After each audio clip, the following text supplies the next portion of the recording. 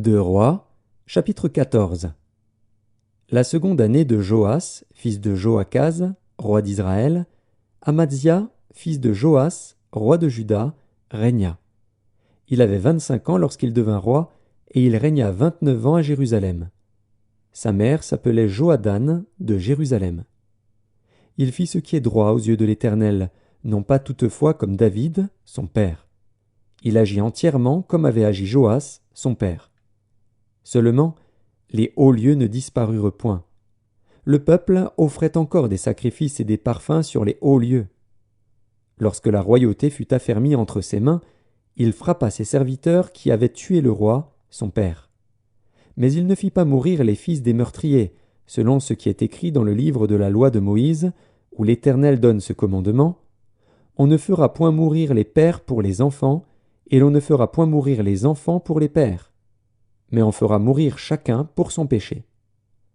Il bâtit 10 000 Édomites dans la vallée du sel. Et durant la guerre, il prit Séla et l'appela Joktil, nom qu'elle a conservé jusqu'à ce jour.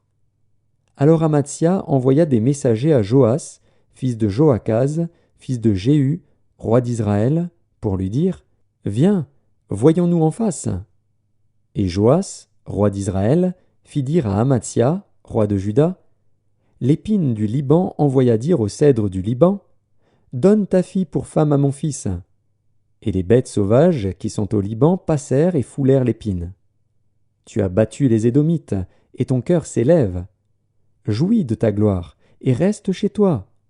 Pourquoi t'engager dans une malheureuse entreprise qui amènerait ta ruine et celle de Juda? Mais Amatzia ne l'écouta pas, et Joas, roi d'Israël, monta. Et ils se virent en face, lui et Amatzia, roi de Juda, à Beth-Shemesh, qui est à Juda. Juda fut battu par Israël, et chacun s'enfuit dans sa tente. Joas, roi d'Israël, prit à Beth-Shemesh Amatzia, roi de Juda, fils de Joas, fils d'Akazia. Il vint à Jérusalem, et fit une brèche de 400 coudées dans la muraille de Jérusalem, depuis la porte d'Éphraïm jusqu'à la porte de l'angle. Il prit tout l'or et l'argent et tous les vases qui se trouvaient dans la maison de l'Éternel et dans les trésors de la maison du roi. Il prit aussi des otages, et il retourna à Samarie. Le reste des actions de Joas, ce qu'il a fait, ses exploits, et la guerre qu'il eut avec Amatzia, roi de Juda, cela n'est-il pas écrit dans le livre des chroniques des rois d'Israël? Joas se coucha avec ses pères, et il fut enterré à Samarie avec les rois d'Israël. Et Jéroboam, son fils, régna à sa place. Amadzia, fils de Joas, roi de Juda, vécut 15 ans après la mort de Joas, fils de Joachaz, roi d'Israël.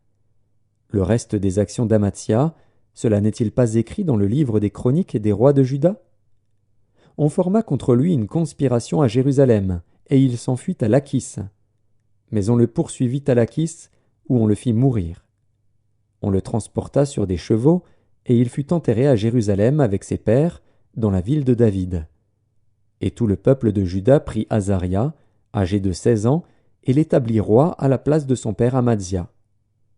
Azaria rebâtit Élat et la fit rentrer sous la puissance de Juda, après que le roi fut couché avec ses pères. La 15e année d'Amadzia, fils de Joas, roi de Juda, Jéroboam, fils de Joas, roi d'Israël, régna à Samarie. Il régna 41 ans. Il fit ce qui est mal aux yeux de l'Éternel. Il ne se détourna d'aucun des péchés de Jéroboam, fils de Nebat, qui avait fait pécher Israël. Il rétablit les limites d'Israël depuis l'entrée de Hamath jusqu'à la mer de la plaine, selon la parole que l'Éternel, le Dieu d'Israël, avait prononcée par son serviteur Jonas, le prophète, fils d'Amittaï, de Gath-Hépher. Car l'Éternel vit l'affliction d'Israël à son comble et l'extrémité à laquelle se trouvaient réduits esclaves et hommes libres, sans qu'il y eût personne pour venir au secours d'Israël. Or l'Éternel n'avait point résolu d'effacer le nom d'Israël de dessous les cieux, et il les délivra par Jéroboam, fils de Joas. Le reste des actions de Jéroboam, tout ce qu'il a fait, ses exploits à la guerre, et comment il fit rentrer sous la puissance d'Israël Damas et Hamath, qui avaient appartenu à Juda, cela n'est-il pas écrit dans le livre des chroniques des rois d'Israël?